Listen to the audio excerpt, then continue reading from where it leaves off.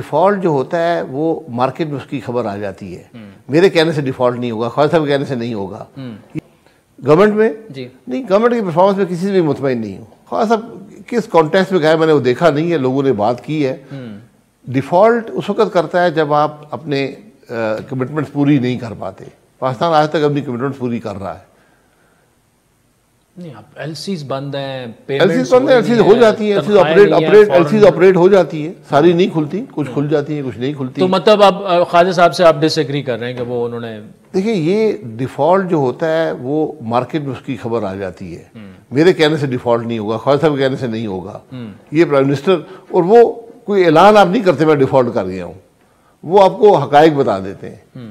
तो पाकिस्तान इंशाल्लाह इस मैनेज कर रहे हैं मामले को, मामला चल पड़ेगा। पीडीएम की परफॉर्मेंस अभी तक आपको मुतमईन कर पाई गवर्नमेंट में? जी नहीं, गवर्नमेंट की परफॉर्मेंस में किसी से भी मुतमईन नहीं हूँ मैं। बदकिस्मती से पाकिस्तान में जो हुकूमतें रही हैं, जो कुछ उन्हें करना चाहिए था उन्होंने नहीं किया।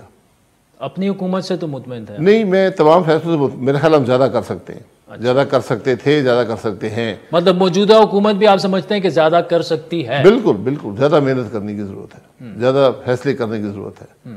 आपको मुश्किल से मुश्किल फैसले करने चाहिए, फॉर एग्जाम्पल जाना नहीं चाहिए। मसलन बात होती है कि ये फैसले तो जी अगली हुकूमत करेगी, ये मैं इस रवैये से एग्री नहीं करता।